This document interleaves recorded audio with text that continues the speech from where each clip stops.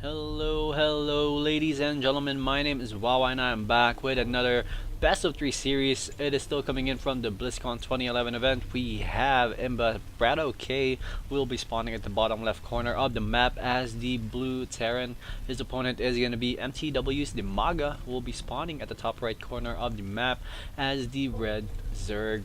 Map we have right now is indeed Shakur's Plateau. It is a 4-player map. We have 2 Senega Towers in the middle, and this map is pretty much played out already all throughout this tournament. If I remember correctly, I already casted like 3 best of 3 series from BlizzCon, and all of them started with Shakur's Plateau as their first match map.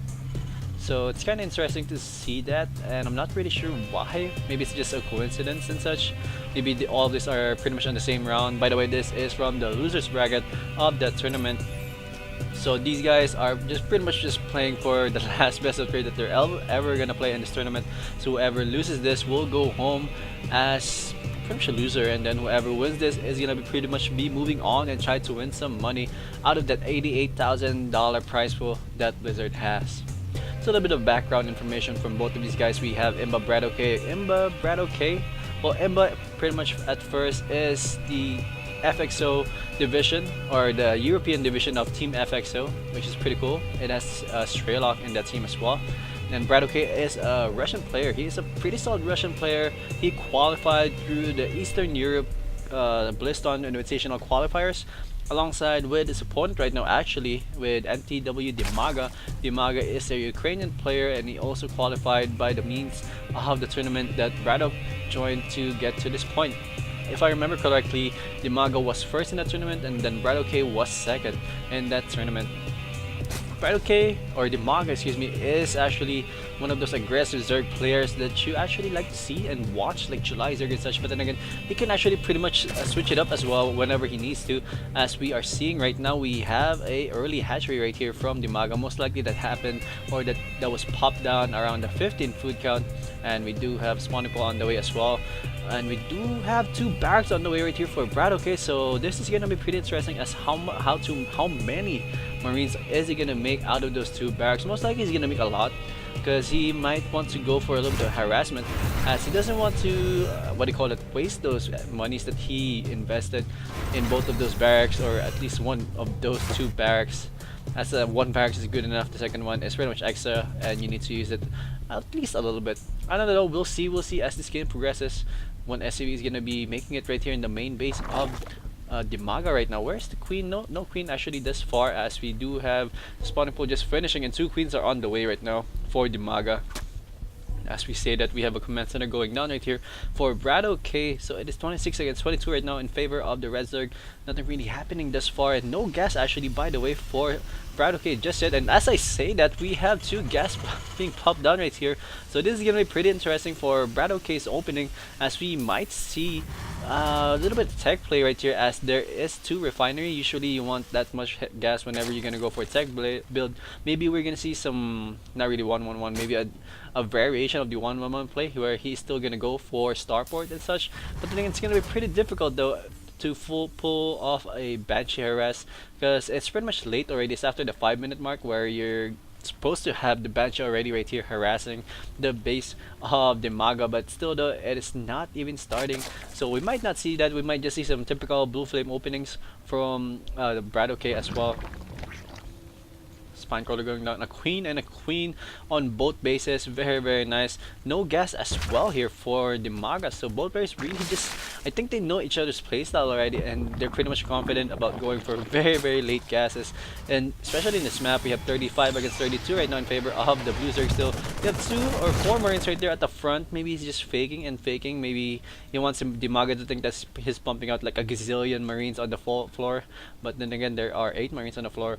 But that's not really enough to threaten Dimaga to make a lot more Zerglings that he needs to, as there is indeed a spine crawler up there as well. We have a 3rd queen on the field as well. We have the factory almost done for the BratOk, excuse me. So I'm curious to see what we're gonna see after. Oh, we have 2 starports going down here for BratOk. So he is gonna go for double Banshee harassment, most likely, because you don't really need two starports to pump out like 2 medevacs, because you can just use a reactor with 1 starport. Most likely that's the case, or maybe even, I don't know, it's pretty hard to tell. Maybe he's gonna commit to airplay on this map, as it is pretty possible because of those cliffs on all throughout the map. You can take advantage of those, and it's pretty useful as well.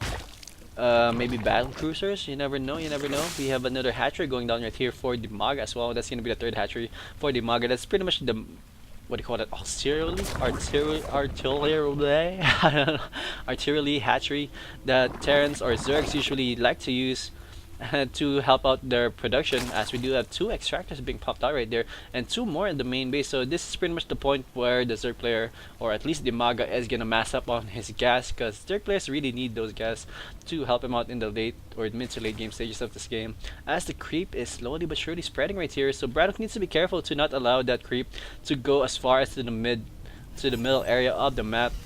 Maybe you can just send out all those marines and just try to pick off some of those creep tumors, which is actually pretty expensive, especially if you are a Zerg player and you only have 2 queens, which in this case Dimaga has 3.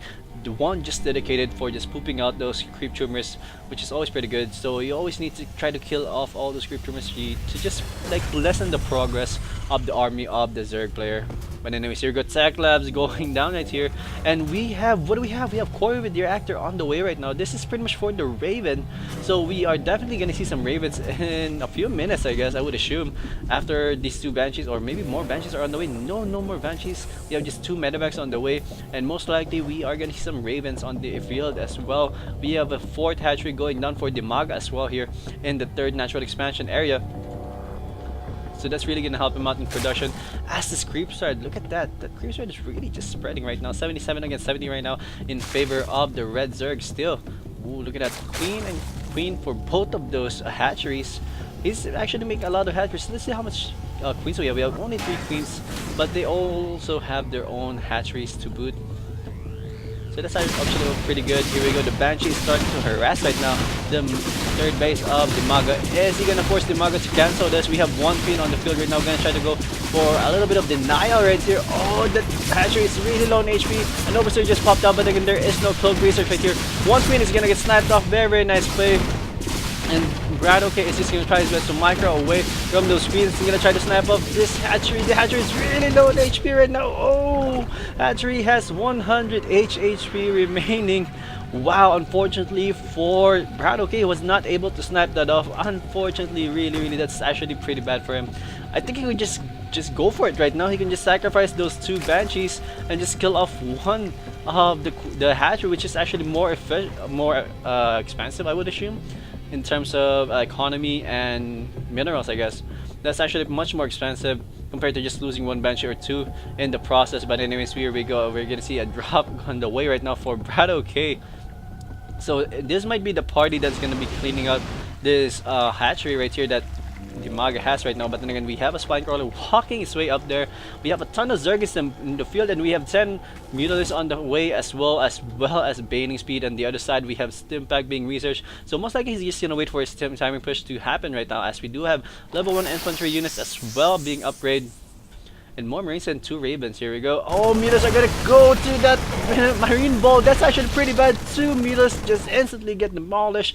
Very nice play right there by BratOk. But then here we go. The rest of the army of the Zerg is gonna come in the frame right now. Gonna try to clean up all these Marines. The Marines are gonna get completely wiped out right here. And even the medevacs as well. Not even a chance. There's just a lot of those Zerglings on the field right now. As we check, we have 42 Zerglings on the field, and we have 6 Mutas. So there's like 4 Mutas already killed right there by BratOk. Very nice play. And we have Seeker missiles being researched right now by BratOk. So it's gonna be pretty interesting as how he is gonna be able to use that. Right now, I think he's just trying to maximize his air control because of those Banshees. But then again, Banshees don't really shoot air. He does have Marines, so those are pretty much good against air.